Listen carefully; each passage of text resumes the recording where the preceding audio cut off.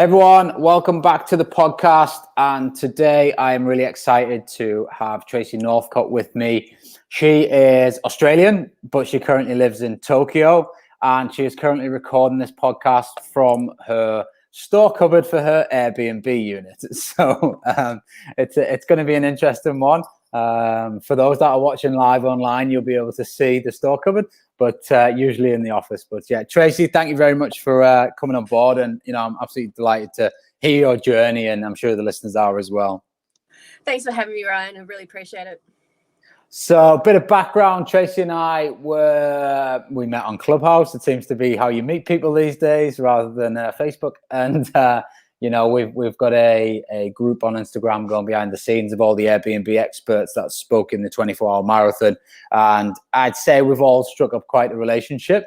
And everyone seems to want to just kind of connect and keep the flow going. I think everyone's got a bit of a FOMO of the whole event. They don't want to miss any more, and they want to do more and more together.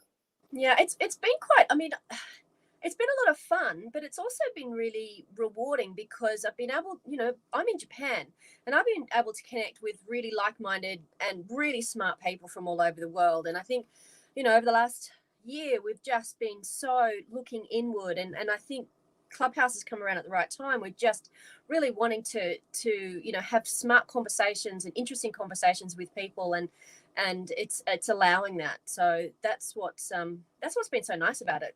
And I've just been able to connect with a whole bunch of other really clever people in the Airbnb space, and it's been really fulfilling. Yeah. Okay. Cool. Yeah. I totally agree. I've made so many connections, and obviously, as we record this tonight, we're going again for another 24-hour marathon, which is a bit more business focused rather than Airbnb focused, but same sort of thing. And the connections that we'll get from that will no doubt be immense as well. So let's why don't we wind the clock back? How did you get started with Airbnb? Well, it was a good decade ago now. I've been living in Tokyo for 20 years, and so I'm a migrant basically. And you know, we get a lot of family and friends who come visit, and you know, when I had a baby as well, you know, my family wanted to come visit, and you know, Tokyo houses are really small, so I couldn't really put them up on the living room floor on a futon anymore. So Airbnb was just sort of kicking off, and I thought, well, if I can rent a place near where I live, I can put mum and dad or the in-laws or whoever and have them close by, but just not in my house.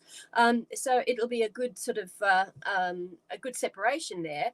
And if I can rent it for half the time, it'll cover my costs, because that was my initial modeling. I was, you know, working on a back of an envelope and figuring out how much I'd need to get it started and how much I'd need to sort of sustain it. I thought, well, if I get, you know, 50%, I'm good, I'm golden. And it just took off. It just went bonkers. It was a real sweet spot, perfect storm, when tourism in Japan was just going berserk. And it's part and parcel for having more availability for families, and it just made travel into Japan a lot more attractive and appealing for people. The government had dropped some of the visa restrictions, so it was a lot more easy to enter and to travel, and they were doing a whole bunch of promotion work outside the rest of the world, and it was really on the radar of a lot of travelers, and it just snowballed from there. So it's like, well, I'm doing something right, let's rinse and repeat. So rinse and repeat I did for the next 3 to 5 years, and ended up with a 7-figure business, which took me by surprise when I looked at the figures and went, we've made how much? So you got to pinch yourself at times, haven't you? You've got to really just take a look back. I was working in the business, and then I sort of had to stop and put on my CEO hat, and went, oh my goodness, you know, because I was so busy and enjoying the ride that it the money was just, that the cash was just flowing, and it was and I was just so busy that I didn't really stop and have a look at the overall picture, and just went, oh geez, well done. Yeah. It's everyone that I speak to who has a successful Airbnb business seems to have almost got into it by accident, by solving a problem of their own. So I was pretty similar. I couldn't get a flat rented. I just took a chance on it, put some furniture in, and I had like £3,500 worth of bookings in 5 days, and I was like, blown away by it. And then as you do, you like just rinse and repeat. Okay, I'll try it again. It worked. Try it again. It worked. And then it's like a weird addiction, isn't it? You're kind of hooked on it, and you're like, oh, I want more of this. And as you say, it quickly snowballs as well. So. Yeah. So what does your portfolio look like in terms of property types and locations? It has matured a lot. I mean, as Airbnb's changed and the market's matured and the types of people that are traveling has changed, the people that are using the platform. So in the early days, it was very much the early adopters. There was a lot of, there's a lot of Americans that were coming in.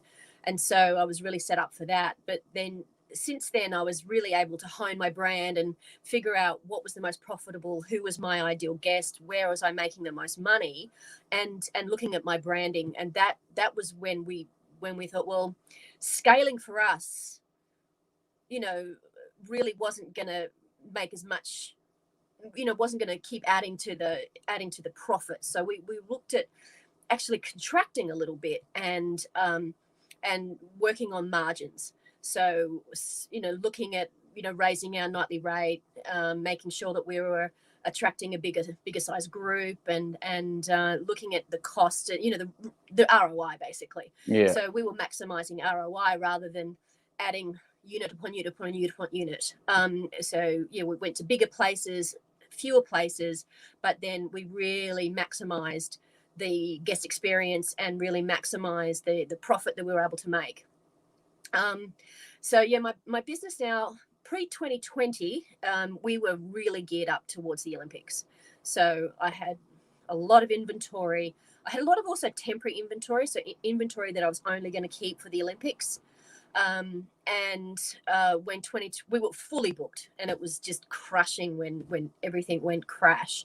So we had to, put on our grown-up pants on and figure out what was going to be profitable and what was going to survive. And so I let go of quite a few last year, and have really just kept the ones again that are maximizing the ROI, and I'll be looking to ramp up again soon. So.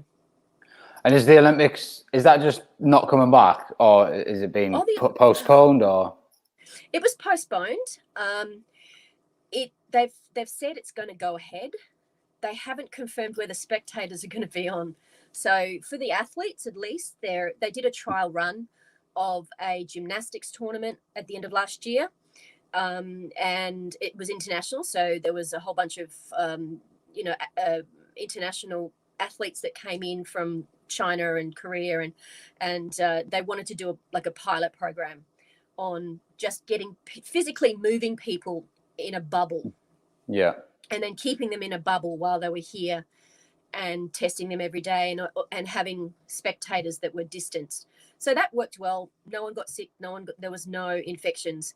So they've then said that they're going to it's going to go ahead, but everything changes week to week. Yeah. So what's the current state of play for you guys over there? I know we're in lockdown at the minute. We're in a state of emergency, and they're going to extend the state of emergency for another month. But my kids at school, everyone's out and about, but masked, and restaurants are closed, have to close at 6 or 8 o'clock. Okay. But I'm next to a train line here, and the trains, they're about half full. People behave themselves here. They, when there's a rule, they'll stick to it. Yeah, it doesn't happen over here. No. And not in Australia either. That's why Australia's been so strict. So yeah, I think Australia probably doing it right in a way. We're full lockdown. Like, restaurants are closed, bars are closed. They've been closed for quite some time, and hopefully we'll come to the end. We've got, they are pumping through the vaccines at the minute. They're getting them rolled out. There's quite a decent operation going on there. So hopefully we're not a million miles away from the end of it all, and we can then start celebrating. So with your portfolio, do you is it sort of owned, rented, and managed, a mix of the lot? Yeah, I do.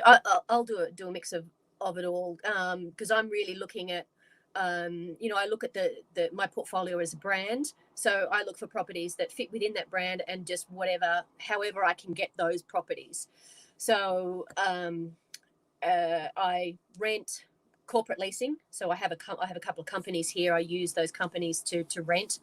I co-host. So there's, I've had some guests in the past that have stayed with us a number of times, and then I've come to me and said, Trace, we've spent a bunch of money with you over the years. How about we, because we keep coming back every year for their business reasons, like, how about we buy a house and you manage it for us? I'm like, yep, cool, no problem. So I've had a couple of those, and I encourage that. And also I've bought. So I built a house, the house that I'm living in here with my storeroom.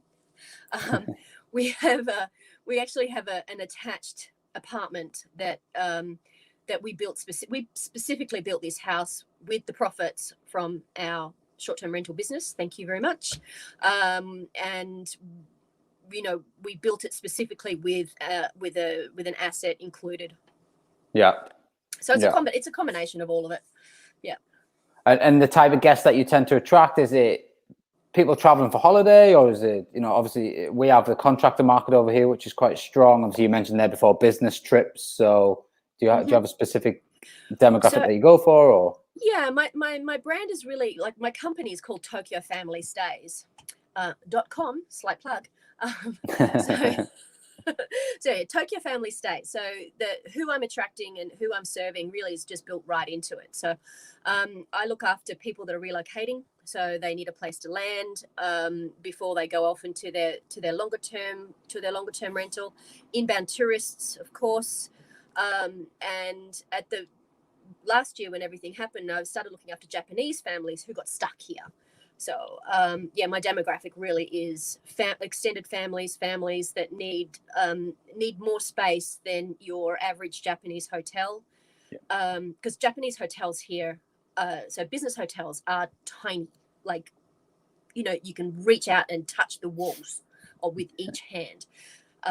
So that's and there's no family rooms. If you go to a hotel here, there's no, unless you're in a massive 5-star, very expensive hotel room suite, you can't get a room that fits a standard family, whatever that, I want to be inclusive in that. So, but a couple of adults and a couple of kids, you will not fit in a standard Japanese hotel. So I'm really looking after that segment, and longer stays. So, a week to 10 days is really my sweet spot. And at the moment, it's obviously quarantine 2 weeks. So but I have people stay with me for a month, 2 months. Yeah. No, my model in the UK is very much contractors coming week to week, and they might stay over a period of a few months, but they tend to leave on a Friday, come back on a Monday, Sunday. Obviously you can drive pretty much most locations in the UK within a day, so it's quite accessible. My model in Dubai is probably very similar to Japan, so it's going to be your people that are landing in the country maybe to move there, but obviously they haven't got their visas sorted, so they can't rent a property yet, so they need a bit of short-term accommodation. We're going to have, as you say, hotels over there. Whilst they don't have the spatial issues that you're talking about, they have the cost issues. It's very expensive to rent a hotel room in Dubai, especially for a family. So offering that sort of, $150 to $250 a night, as opposed to a hotel room, which is, $350 per room per night. And then you get your kitchen and everything like that as well. And then obviously there is business travel as well, which will be dipping in and dipping out and don't want to stay in the fancy hotels. So, yeah, it's quite interesting that how the market does differ slightly from the UK, but is quite aligned with Dubai being a transient country, and I would imagine Tokyo is very similar. Transient, quite transient, and I've developed relationships with the relocation companies, so corporate relocations, and also I've developed relationships with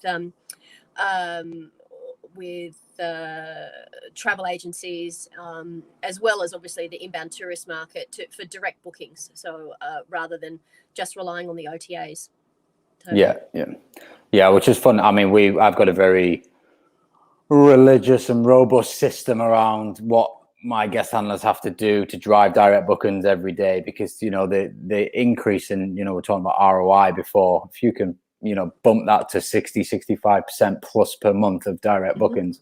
You don't necessarily need to be selling any more nights. You just need to, do that, and your ROI jumps 20%.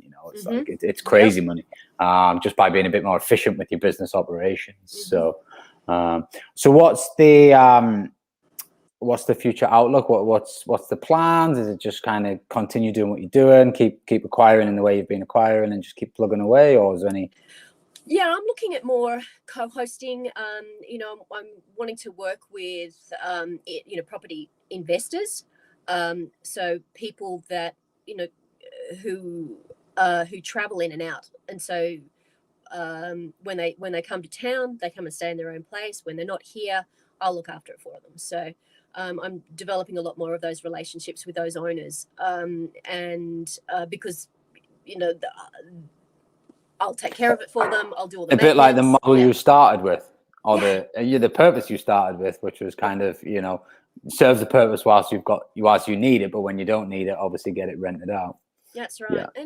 And what I also do is I've got the portfolio, I've got the suite of properties, and so I'm able to help people on that when they return again and again.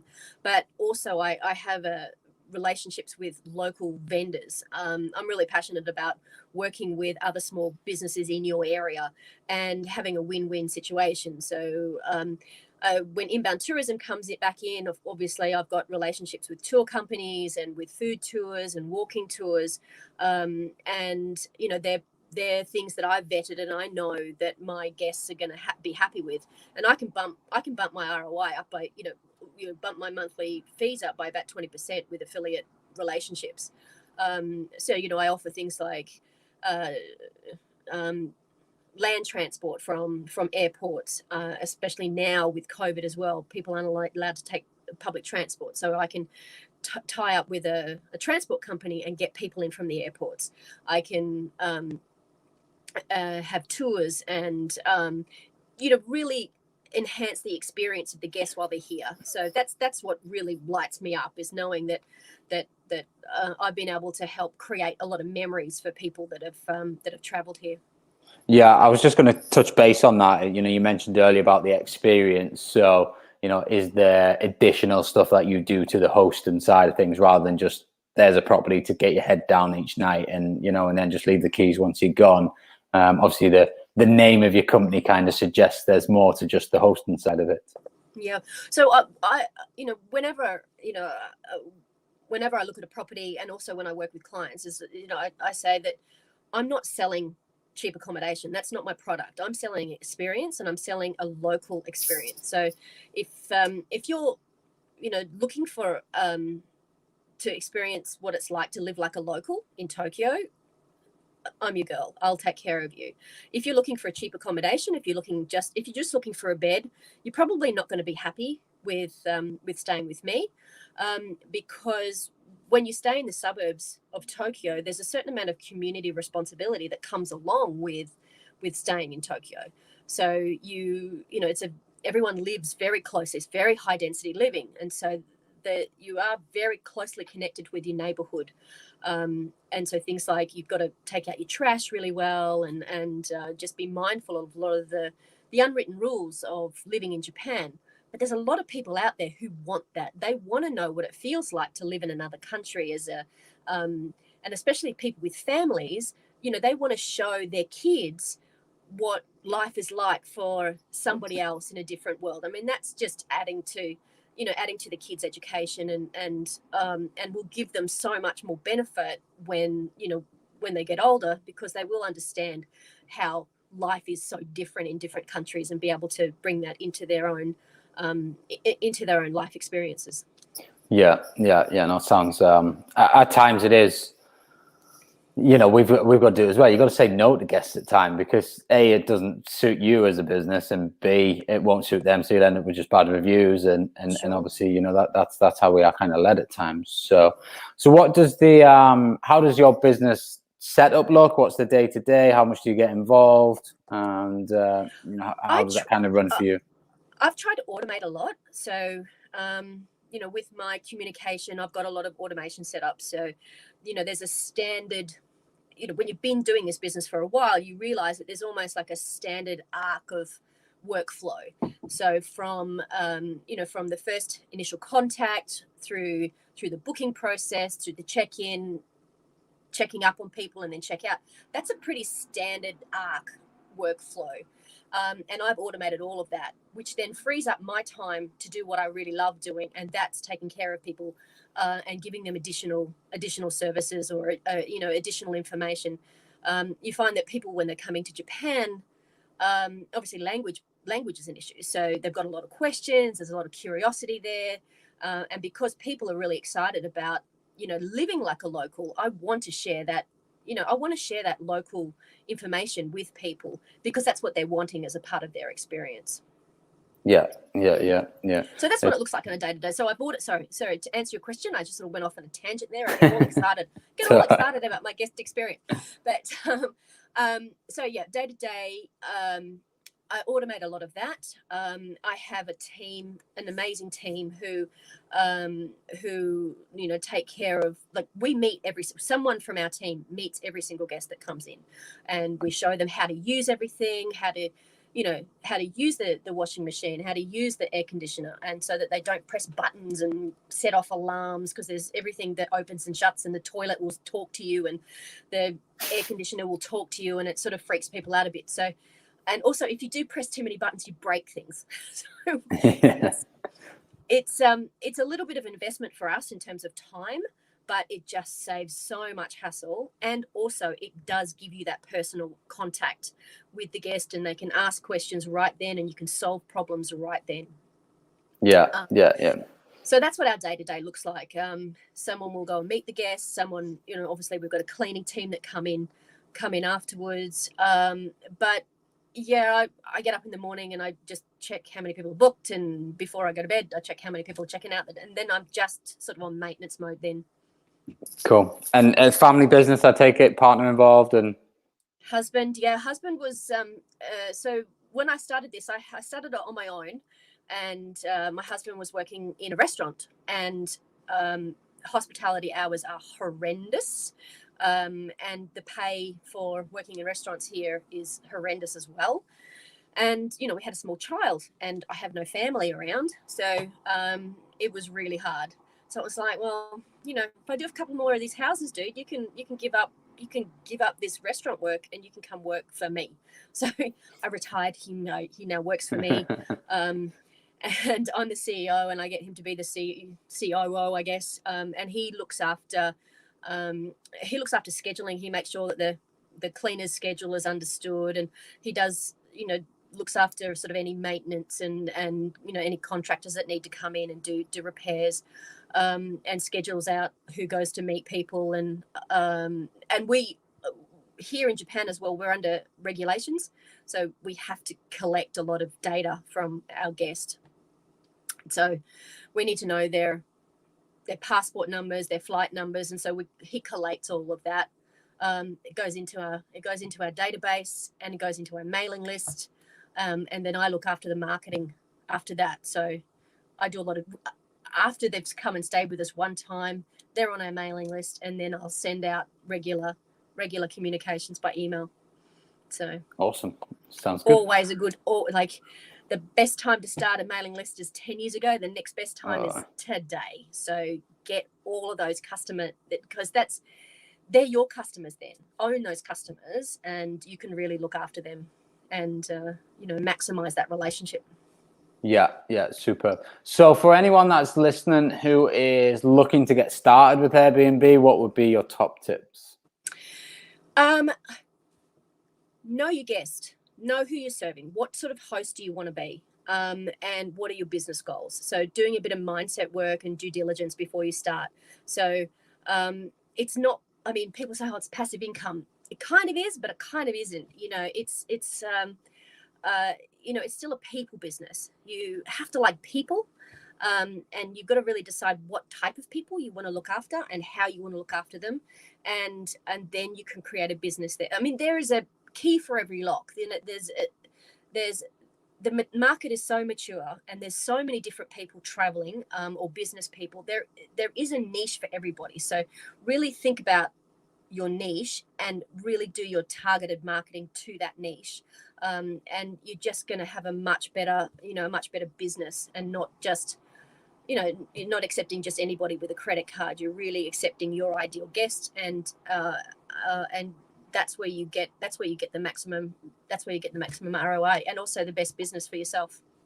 Yeah. I think one thing that really hit home for me when we did that 24-hour marathon was how many people are just really successful in the Airbnb game, but also how everyone spins it in a totally different way. And there's I don't think any of us, there wasn't two businesses that you thought, okay, they're running it exactly the same, they're managing guests exactly the same, their guest avatars exactly the same. It was like the whole thing was just incredible to hear how so many different people are spinning it in so many different ways, but yet the end result is still the same, which is time freedom, financial freedom, and probably everything that a lot of people would work hard to achieve at some point in their life.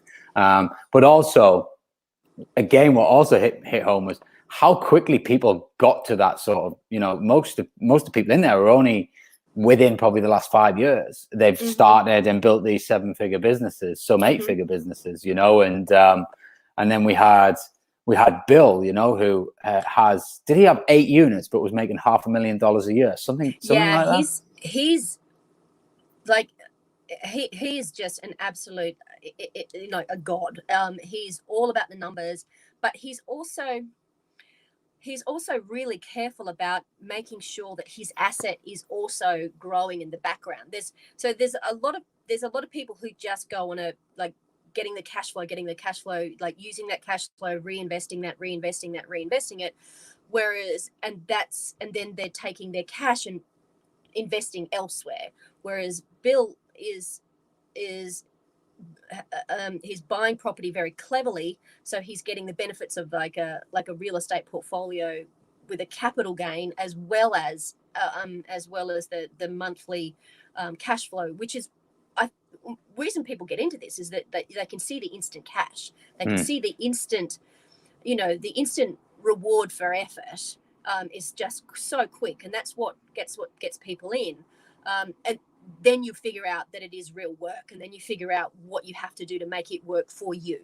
But yeah, my top tip is just to listen to podcasts, get your education, and find a business model that resonates with you and your values. That's my advice to anyone looking to start out, because there's so many ways to run a business, so many ways to live a life, and there's no right or wrong way.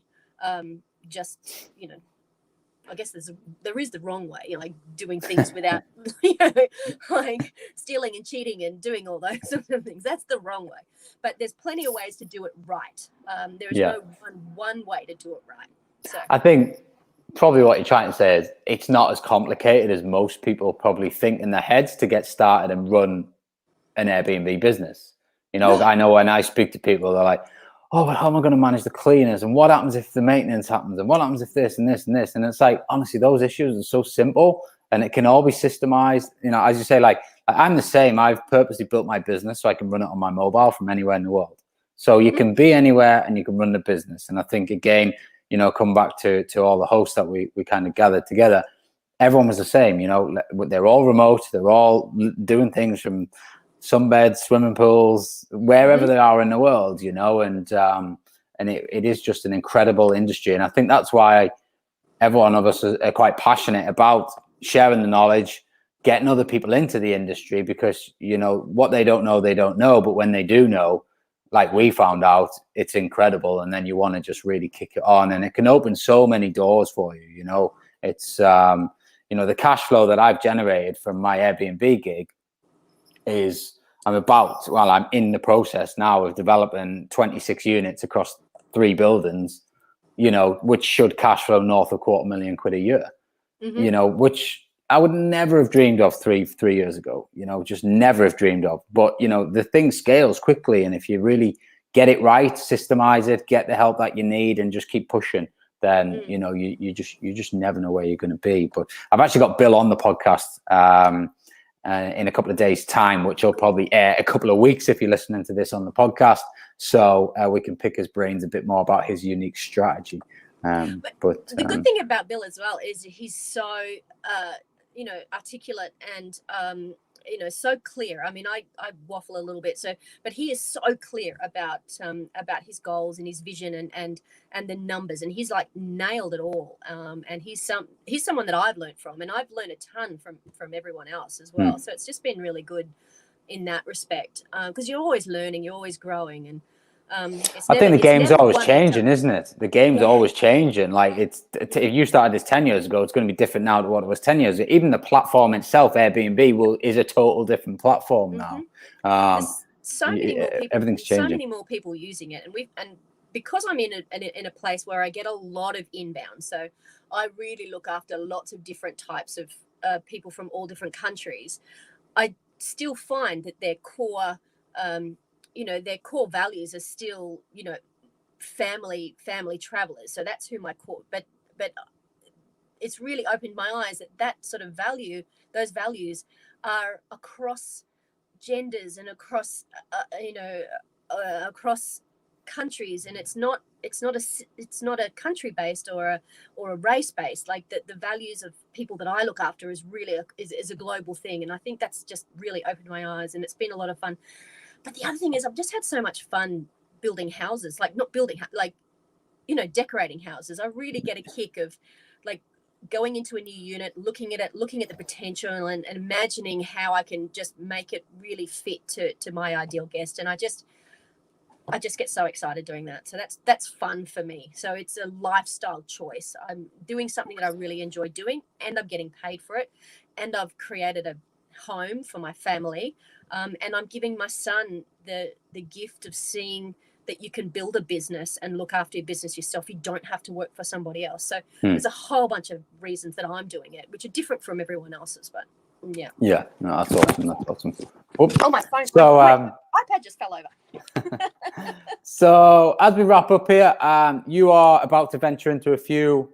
We were talking off air about some potential coaching that you're doing, or a masterclass type thing. If you want to tell everyone about that. Shameless plug, I guess. I've done quite well out of this Airbnb lark. So I've decided that it's time for me to sort of share what I know, and I have a consulting and a coaching business. So for people who want to build a hospitality based business, and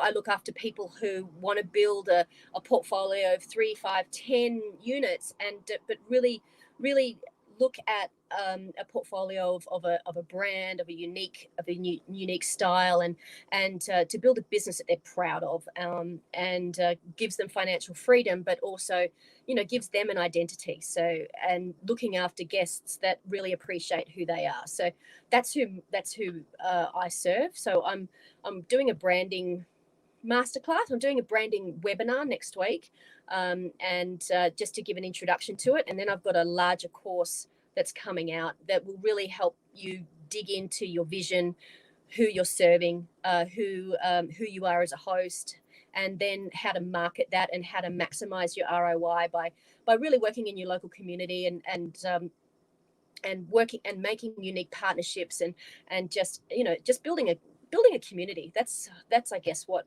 I'm all about as well. Awesome. And if anyone wants to get involved in that, how do they get involved? You can look for the Wholehearted Host,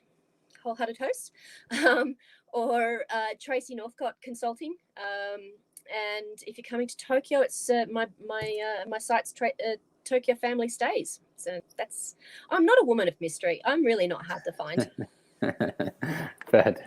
Awesome. Well, I've been reading the comments here that we've had, and everyone has been awesome, and thanks for the tips and everything like that. So I'm not sure if you can see them on your end, but anyway, there's been some great feedback. So thank you very much, and I'm sure all the podcast listeners will be giving you a thumbs up and a 5-star review as well. So appreciate that, and I will see you later on, or I will hear you later on as we join Clubhouse for our marathon. We'll be on Clubhouse tomorrow, so yeah. and I'll see you then. But thank you very much for your time today, and I wish you all the best.